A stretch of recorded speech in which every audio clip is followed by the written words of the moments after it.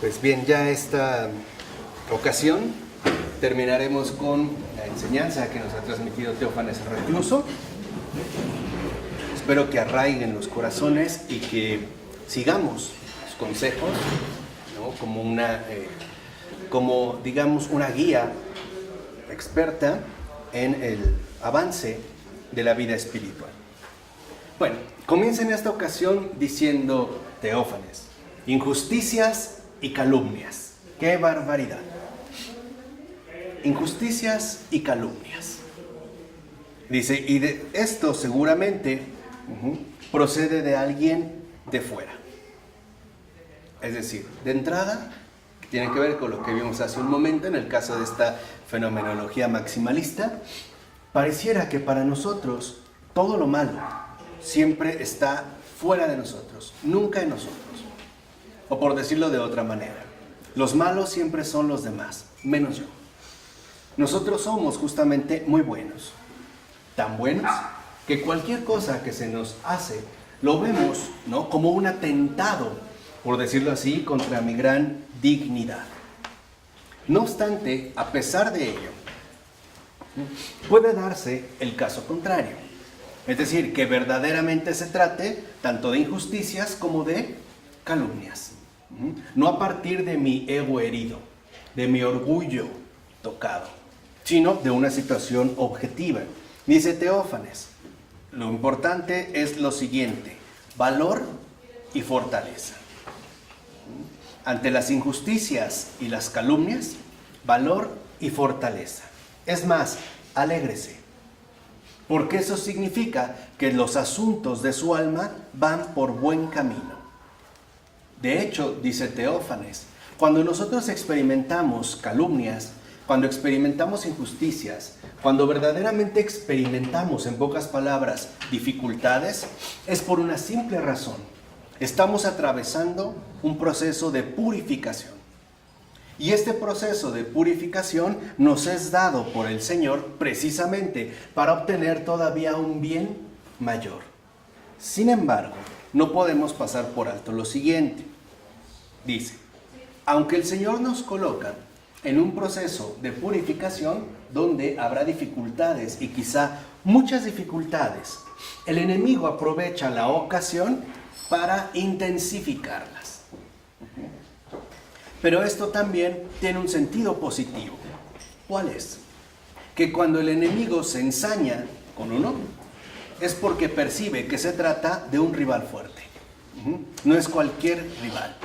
Por eso, literalmente, por decirlo así, va a poner en marcha su artillería pesada. Dice Teófanes, no temas, manténgase firme en su propósito. No hay finalmente por qué turbarse ni de las injusticias ni de las calumnias. Porque si uno se pone a considerar a fondo las cosas, veremos que quizá sí lo merecemos. Que no somos ni tan buenos, ni tan puros, ni tan santos como lo podemos llegar a imaginar.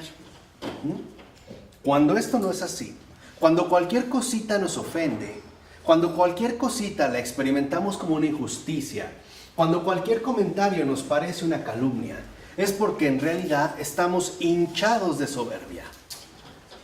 Y obviamente, no sé si alguna vez les ha tocado tener hinchada una parte del cuerpo. Cualquier roce molesta. Eso es lo que pasa con la soberbia. Todo, en pocas palabras, lo vemos como un atentado, ¿no? En pocas palabras, cuando nosotros estamos hinchados de soberbia, pareciera que todo lo que se refiere a nosotros es, en todo caso, una agresión. Dice, no, falso. Muchas veces, precisamente, el Señor permite tanto estas calumnias como estas injusticias para que se desinfle nuestra soberbia, para que nuestro orgullo sea pisoteado en base a las circunstancias que Él mismo, en efecto, está permitiendo. Dice, porque claro, ninguna injusticia procede de Él, pero Él las permite.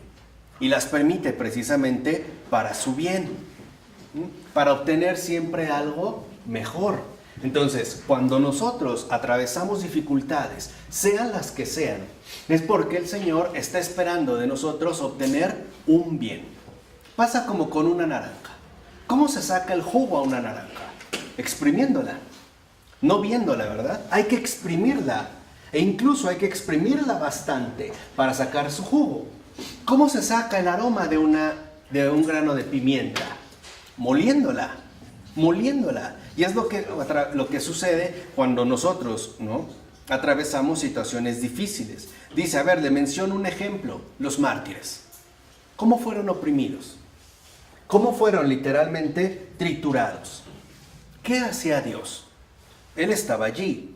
Incluso se les aparecía de forma visible, los consolaba, aliviaba en sus sufrimientos, pero en todo caso los dejaba en sus tormentos y los dejaba para que los soportaran con su ayuda hasta el final.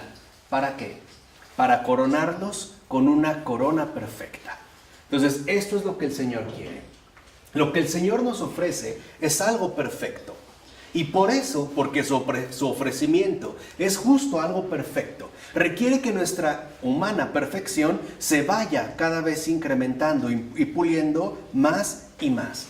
Dice Teófanes, del mismo modo, una injusticia y una calumnia oprimen, lastiman y hieren, pero preparan una corona. El secreto está en soportar. Y eso es en lo que no estamos tan dispuestos.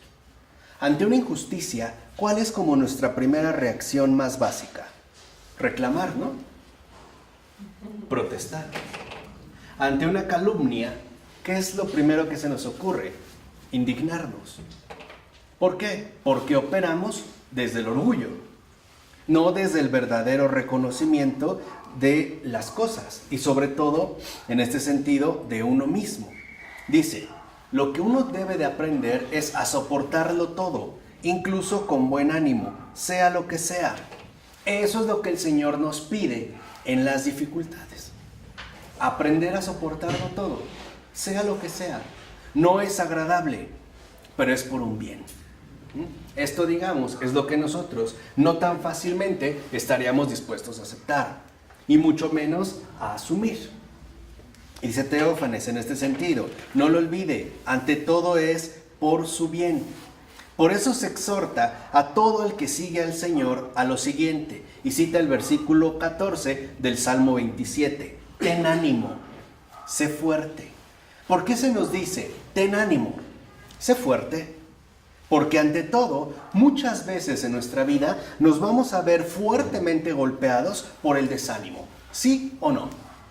Y lo hemos experimentado. Cuando aparenta todo ir bien y de repente por algo pareciera que va mal. Y es más, no solo mal, peor. Y que incluso oramos y parece que todo empeora y empeora. Por eso se nos invita, ten ánimo. No pierdas este ánimo, no te desanimes y mucho menos te desanimes fácilmente. Por eso, sé fuerte. Porque el Señor lo que nos está ofreciendo en pocas palabras es la cruz. Nos va a ir haciendo morir a uno mismo, a través de las circunstancias, las dificultades, nuestro trato con las demás personas, ¿no? Las injusticias, las calumnias, es decir, de todo aquello que nosotros de entrada podemos ver como un mal, en realidad esconde un verdadero bien. Dice, ¿qué nos queda? Soportarlas, nada más. Soportarlas. Pero con buen ánimo. ¿No? O sea, soportarlas, pero no con resignación, porque la resignación es amargura. No, sino soportarlas con buen ánimo. Dice en este sentido, dice Teófanes. Yo lo que digo en este sentido es que este soportar con buen ánimo es el principio del camino verdadero.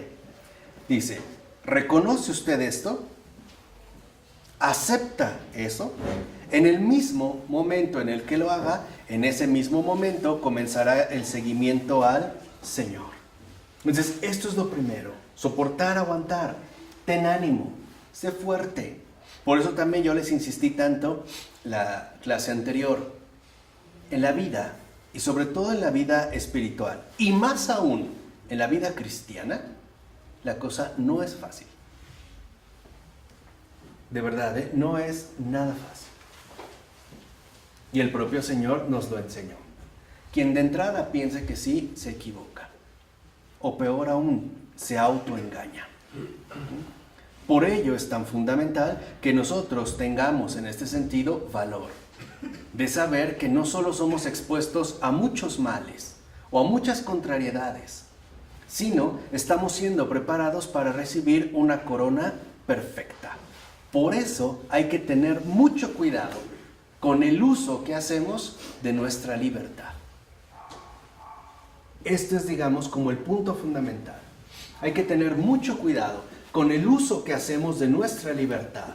Se nos hizo libres para el bien y por lo tanto para evitar el mal, no para hacer cualquier cosa. Ya dijimos, eso no es libertad, es estupidez. Dice Teófanes, por ejemplo, ¿qué significan esos arrebatos? ¿De dónde vienen esos arrebatos? Y sobre todo, ¿qué significa ese arrebato por la libertad que se ha manifestado en usted con tanta fuerza? Quiero ser libre. Déjenme hacer lo que quiera. ¿De dónde viene ese arrebato? Dice, este es sin duda el arrebato más estúpido de todos. ¿A dónde quiere salir corriendo? ¿A dónde? A veces justamente es lo que quisiéramos, ¿no? Atravesamos uno al momento y queremos salir corriendo. Y la realidad es que lo único que hacemos es empeorar todavía más las cosas. Ni siquiera nos detenemos ahí con valentía. Es decir, con entereza de ánimo. Si el Señor ha dispuesto estas cosas para mí, Él me va a sostener. Lo único que me pide es esto: mantente ahí. Mantente. Mantente. Mientras más te muevas, en este sentido, es peor. Mayor incluso te vas a desgarrar. O mayor va a ser el desgarro que recibas. Pasa un poco con las contrariedades como con las boas constrictoras. No sé si han visto cómo operan, ¿no? Agarran a su presa y la enredan, ¿cierto o no?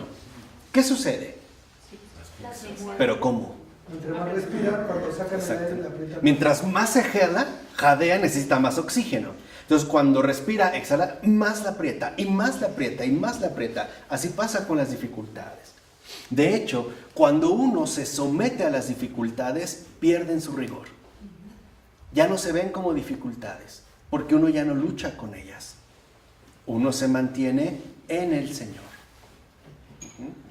Esto es, digamos, como algo fundamental de entender. Dice, no, aprende. La libertad interior no hay que buscarla en ningún sitio, porque ya se tiene, pues es una propiedad inalienable del Espíritu. Y nadie puede quitárnosla. Nadie. Entonces, aunque tú te veas oprimido por las circunstancias externas, ¿no? Llegó la víbora a intentar estrangularte, esto no significa que tienes también que perder tu entereza de ánimo. No hay una relación directa entre una cosa y otra. Ahí lo único a lo que se te invita es que te mantengas firme en la fidelidad al Señor. Ahí es donde te ha colocado. El gran Charles de Foucault, por ejemplo, decía algo muy cierto. Dice, todas las personas estamos dispuestos a aceptarle a Cristo cualquier cruz, la que sea, menos la nuestra. Y es cierto, cuando la gente dice, no, yo preferiría esto a lo que tengo. No, pues aguantaría más. Mentira, eso es un engaño. Ahí es donde precisamente nos ha colocado. Y ahí es donde más ganas nos dan de salir huyendo. Dice, no. Lo fundamental no está en la libertad exterior. Lo fundamental está en la paz interior. Esto ante todo es primordial, sobre todo en un mundo tan lleno de dificultades. Dice, dése cuenta de lo siguiente: a donde quiera que vaya, siempre se encontrará rodeada de libertades iguales a la suya, con derechos iguales a la suya. Sea lo que pensemos hacer, siempre tenemos que conformar nuestras acciones con las acciones de otras personas. Y eso, a final de cuentas, nos limita, lo queramos o no. Dicho de otra manera, nadie puede hacer lo que quiere, como tal. Siempre encontramos en este sentido restricciones. Por ello es tan fundamental darnos cuenta no solo de las circunstancias exteriores que quizá nos agobian, sino cómo estoy reaccionando interiormente. Eso es lo primario. O sea, todos tendremos que atravesar dificultades. Todos tendremos que pasar la cruz. Entonces, todos tenemos dificultades. Bien. Estas dificultades nos remiten al ámbito exterior. Puede haber razones, puede ser que sean dificultades que uno mismo se ha provocado, a lo mejor por negligencia, por imprudencia, etc. Cierto. Pero lo fundamental no son tanto las dificultades exterior, sino cuál es mi reacción interior. Esto es lo que hay que evaluar. O sea, ante las dificultades, lo primero que nosotros debemos de evaluar es cómo será mi reacción interior. ¿Cómo estoy asumiendo interiormente esta situación? Que aparte me es inevitable. Por ejemplo, una enfermedad o una situación material o económica o etcétera. ¿Qué es, en pocas palabras, lo que está ocurriendo? Dice, esto es lo primero que nos tenemos que concentrar. En pocas palabras, tengo un problema. Bueno, ¿cómo lo estoy asumiendo interiormente? Ese es como el primer paso. Segundo, dice, estos arrebatos provienen precisamente no de lo exterior, sino que desde el interior nosotros nos sentimos finalmente agobiados. Porque el Señor nos dijo, mi yugo es suave y mi carga es ligera. Si vemos que podemos estar hasta el gorro de dificultades, deudas, problemas de salud, empobrecimiento, carencias materiales, penurias, problemas en el matrimonio, dificultades con los hijos. Estamos literalmente hasta el gorro de problemas. Todos, de una o de otra manera. ¿Por qué el Señor nos dijo eso entonces? Porque con Él se hacen ligeras, ¿no? Exacto. Esto no cambia. Esto no es lo que cambia. Lo que realmente se transforma es esto, exacto, la actitud interior, la disposición de corazón. Por ello es que nosotros debemos de indagar precisamente en el corazón. Dice, esto significa que entonces mi reacción interior no tiene que estar guiada por el arrebato, sino ante todo por la libertad. Y aquí es donde entra el punto central. ¿Qué pasa con esta libertad? Dice Teófanes, miremos las cosas, lo que les decía, tomarse en serio lo que es. Dice, los niños escuchan a sus padres y con sus consejos organizan sus asuntos y su vida y se someten de buena gana a ello. O sea, en pocas palabras, esta es la ley de la libertad. Reconocer la ayuda. Esa es la libre. Esa es la ley de la libertad. Así como un niño necesita consejo, necesita guía, nosotros literalmente, para poder sobreponernos a tantas dificultades, necesitamos una guía. Y esta guía no es otra cosa más que el Maestro de las almas, es decir, Jesús. Es el único que literalmente sabe cómo conservar la libertad a pesar de todas las múltiples dificultades que atravesemos durante un momento. Por un momento no me refiero solo a un tiempo, a un instante temporal. Me refiero a una situación de vida. Puede ser larga, corta, qué sé yo. No es lo fundamental. Lo fundamental es que cuando el Señor nos dice, mi yugo es suave y mi carga es ligera, es porque nos muestra que la verdadera libertad consiste en someternos a la voluntad de Dios. Quiere decir que entonces ser libre es ser libre para entregarme en manos de aquel que me ha creado. Esa es la respuesta. Esa es la respuesta que ante todo estamos llamados a dar ante las dificultades. Pero hay dos alternativas. ¿Lo hacemos o no lo hacemos? Entonces, mi libertad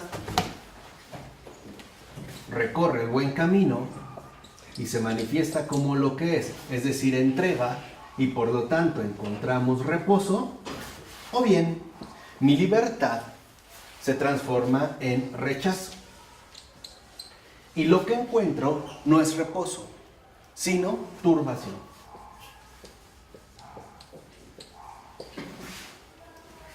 Estos son, por así decirlo, los dos sentidos con los que nos podemos encontrar. O la cruz del pecado. También con el rechazo encuentro la cruz del pecado. Sí, o sea, ahí, digamos, La ya cruz pesada. el hundimiento, ¿no? El peso, o sea, la carga, ¿no? Ahí se vuelve en ese sentido una carga. Dice, por ello, lo peor que puede hacer es creerse una verdadera emancipada. Sobre todo, dése cuenta de algo. ¿No será que está enferma de orgullo? Todos los emancipados están enfermos de orgullo. Dice, a ver, veamos algo muy concreto. ¿Qué hay de sabio en largarse a donde sea? Vemos a tantos que rompen impetuosamente, pero también comprobamos que ninguno de ellos es feliz. ¿Cuál es el sentido, pues, de estos arrebatos? ¿Cuál es el sentido profundo de esos arrebatos? Ninguno, solo la jactancia. La jactancia que dice, apártate, así lo quiero yo, ¿quién me puede mandar? Eso es lo que experimentamos interiormente cuando rechazamos a Dios. Eso es el efecto de este rechazo. Cuando decimos, no, apártate, ¿no? Así lo quiero yo. Dice, entonces nos volvemos como rebeldes. Como esos rebeldes que se van a lo loco, sin mirar bien dónde ponen los pies, hasta que caen en un abismo del que ya no hay modo de salir. Ahí es donde nosotros debemos de tener mucho cuidado, en dónde realmente nos encontramos. A veces podemos llegar a pensar que nuestro estado es tal que todavía podríamos alcanzar una especie de solución humanamente satisfactoria. Muchas veces no es así. Muchas veces, humanamente hablando, ya no hay nada que esperar. Uno está perdido. Solamente se puede recurrir a una intervención directa de la gracia. Por ello, dice Teófanes, si usted tiene inquietudes, primero indague si no está enfermo de orgullo. Pero aún así, tiene inquietudes y se pregunta de dónde le vienen. Dice, quizá usted, ¿no?, puede empezar a indagar de dónde han venido. Si realmente indaga de dónde han venido estas inquietudes, se podrá dar cuenta finalmente de lo siguiente. Todo eso viene del enemigo. Otra vez del enemigo. Todas esas inquietudes, sobre todo imprecisas, ¿no?, que nos turban, que nos perturban interiormente, siempre vienen del enemigo. O bien puede venir de otra parte. ¿No será acaso que estamos más bien pensando en organizar la propia vida por nosotros mismos y con nuestras propias fuerzas? Porque nos perturba, porque intuimos en conciencia de que no somos capaces. En pocas palabras, nos estamos exigiendo lo que no podemos. Y eso, a final de cuentas, en el interior, no se puede negar. Y eso obviamente inquieta, ¿no? Atemoriza. De antemano nos adelantamos a una frustración. Dice, si es así, si fuera este último caso, lo que tiene que hacer es renunciar a esa postura y ponerse en manos de Dios. Después póngase en oración. Y una vez que haya rezado fervorosamente, acuérdense, moviendo el sentimiento, decía Teófanes, ¿no? Moviendo el afecto, dice, una vez que haya rezado fervorosamente, pronuncie delante del Señor, desde lo más profundo de su corazón, lo siguiente. Yo lo voy a hacer porque creo que es también parte de la herencia que Teófanes nos comparte. Y creo que es una oración que bien vale la pena y que ojalá puedan hacer en su corazón, tanto los que están aquí como los que nos ven y están por allá. Y es la siguiente. En tus manos, Señor, pongo mi destino. Dispón de mi vida, con todas sus derivaciones y acontecimientos como quieras. A partir de ahora, renuncio a toda preocupación sobre mí misma y tomo como única preocupación hacer siempre lo que sea grato en tu presencia. Amén. Así. Este es justamente un acto de entrega. Dice, pronuncia estas palabras. realmente mueva el afecto en estas palabras y póngase entonces, de hecho, en las manos de Dios sin preocuparse de nada más. Cuando usted realmente haga esto, entonces aceptará con tranquilidad, no con comodidad, todo lo que suceda. Aceptaremos tranquilamente todo lo que suceda. Y así entenderemos que lo fundamental no es si se trata de algo agradable o bien de algo desagradable, sino en manos de quien me encuentro. Dice, esto es realmente lo único que se necesita. Dice Teófanes, verá usted que cuando se disponga de ese modo van a desaparecer todas las inquietudes. La mayor inquietud que padecemos es la siguiente: la preocupación sobre uno mismo. Estar excesivamente preocupado de uno mismo. Porque esto nos lleva a querer orientar los acontecimientos según nuestra voluntad. Y como no resultan de la manera que queremos, entonces nos molestamos. Porque no se dieron según mi propio querer. ¿Qué quiere decir? Que básicamente también nosotros nos autoafligimos. Esto también es un motivo profundo de perturbación. Porque como las cosas no se han dado como queremos, entonces simple y sencillamente nos sentimos enojados. Además, dice, cuando usted le dé todo al Señor y lo acepte todo como procedente de Él, y además como procedente para un bien necesario para esa corona perfecta que hemos mencionado, no tendrá ya preocupación alguna, sino que solo ahora estará atento mirando alrededor para ver qué le envía el Señor y cómo disponerse a asumirlo de la mejor manera posible.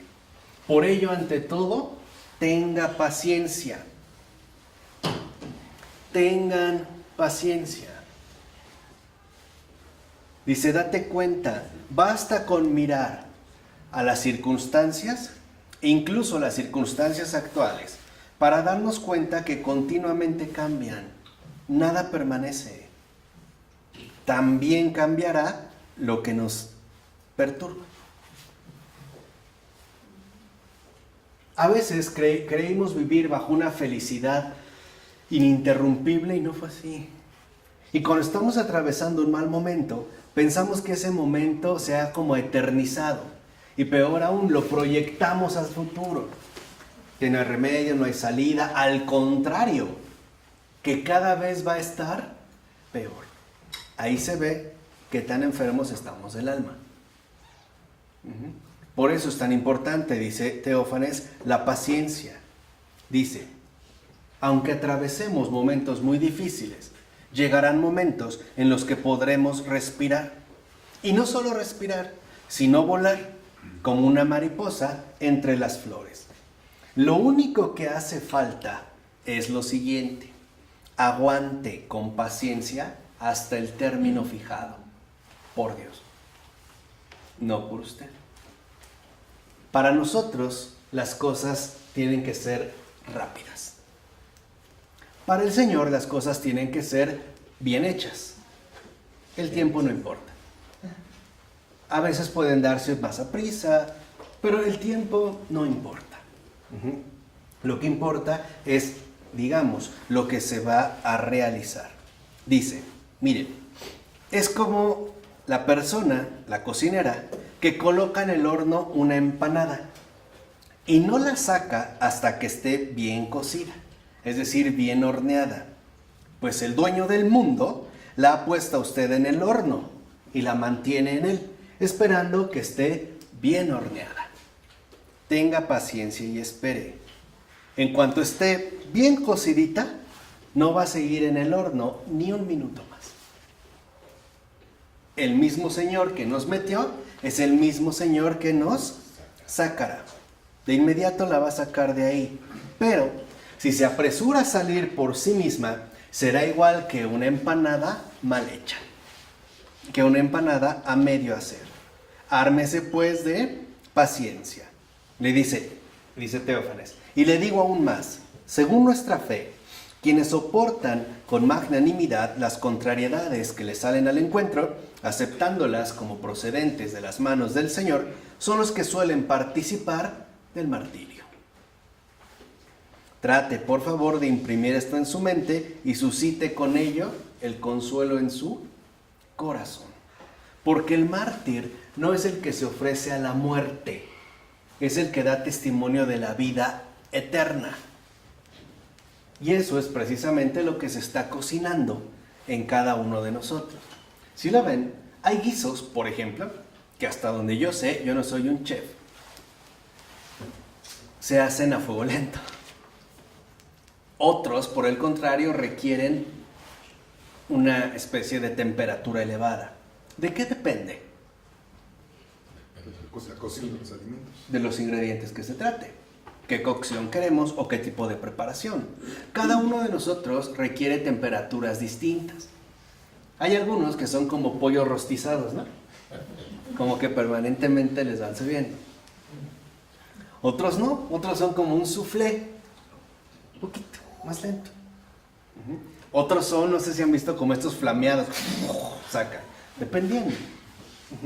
Pero el punto es que el Señor nos quiere a punto, al dente. Es decir, en este sentido, perfectos. Dice, por ello, también entendamos algo. No es posible vivir sin sentimientos. Pero no es lícito ni legítimo entregarse plenamente a ellos. ¿Qué está diciendo aquí Teófanes? Algo muy fundamental. Nuestra experiencia cristiana de fe, la vida espiritual, también tiene sentimientos. Pero eso no es lo que determina la vida espiritual. En pocas palabras, que ante las dificultades, la prueba, la purificación, yo me sienta mal, no significa que eso está mal. ¿Sí me explico? Que aunque yo me sienta mal, eso no significa que en realidad eso no sea en todo caso un bien.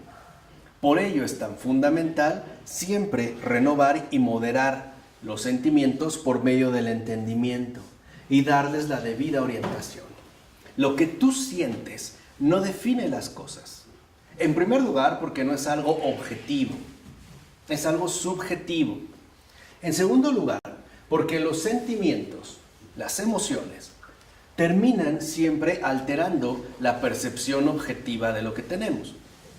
Por ejemplo, cuando nosotros estamos airados o enojados, vemos las cosas peor de lo que es. O sea, no las vemos proporcionalmente. Entonces, es muy importante que en la vida espiritual aprendamos a no estancarnos en nuestros sentimientos. Dejarlos también que pasen. Porque los sentimientos, tampoco son estables. También son muy cambiantes. Entonces, no darle el peso a los sentimientos. Dice, en todo caso, aprenda lo siguiente. No acuda a sí misma, ni a sus ideas que la pueden embrollar más, por ejemplo, haciendo una especie de proyecto tenebroso. No, ya me va a ver muy mal, estoy tan endeudado que voy a terminar en la cárcel y qué va a ser de mis hijas y qué sé yo, bla, bla, bla, bla, bla, bla. Ni tampoco acuda a sus propios sentimientos hundiéndose en arenas movedizas. No, lo único que hay que hacer es acudir a Dios, a quien de hecho sí nos puede salvar. Y al hacerlo, comuníquele todas sus necesidades. Todas sus necesidades. Pídale la ayuda correspondiente. La ayuda correspondiente, no la ayuda que usted quiere. El Señor no nos da precisamente lo que queremos, sino lo que nos hace bien. Aunque no necesariamente sea lo más agradable. Lo mejor para nosotros. O lo que más nos gustaría. No, puede ser otros modos, amargos. Pero eso no significa que no son finalmente un bien. Aquello que sea lo mejor para nosotros. Lo que nos lleva al cielo. Y, o sea, a final de cuentas, ¿no? Lo que nos va a llevar a estar con Él, ¿no? A la vida eterna. Dice, en este sentido, su oración será más auténtica. Siempre entonces, ¿no? Acudamos al Señor. Dice, pero, ¿por qué escucha usted de repente que le sugieren? Abandona la oración. es que no ve que esto es cosa del enemigo. Que no ve que claramente es el enemigo. Él es el que nos susurra al oído, déjala, déjala. Y a veces, como si agarrando todo el cuerpo, nos arrastra a la cama. Nos sentimos de repente tremendamente, ¿qué? Cansados. Pero si no hacemos oración y agarré mi celular para ver nada más Facebook, me puedo aventar 2 horas sin cansancio. Pero si me dijeran, ponte a rezar, a orar, entonces me siento abatido. Dice, bueno, esto es cosa del enemigo. Dice, son trampas. Porque él se dedica a lo suyo, tratando de apartarnos del bien. Nosotros debemos de dedicarnos a lo nuestro, no apartándonos jamás del bien. Y mucho menos cuando lo hemos empezado. Acuérdense, esa es como la lección fundamental de Teófanes, ¿no? Manténgase en la obra que ha comenzado en el bien, cueste lo que cueste. Uno no puede renunciar. Manténgase, cueste lo que cueste. Así le cueste la propia vida, ¿eh? Por eso nos habló del martirio. A veces uno estaría hasta dispuesto a morir con tal de ya no hacer más daño. Y esta ya será una situación de cada quien. Dice, por ello no escuche las insinuaciones del maligno. Más bien, reaccione con fuerza. Enójese, pero contra el maligno. Enojarse contra él es como golpearle el pecho, porque enseguida se va volando. Así pues, aprendemos 3 cosas. Primero, oponerse a sus inquietudes con la oración. Oponerse, ¿se acuerdan? La oposición, ¿no? Oponerse a las inquietudes con la oración. Número 2, oponerse al enemigo.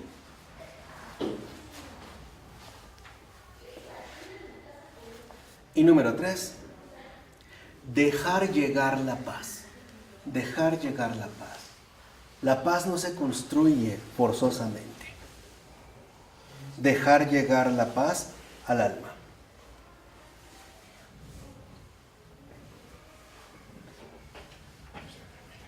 Dejar llegar la paz. La primera es oponerse a las propias inquietudes con la oración. Segundo, oponerse al enemigo.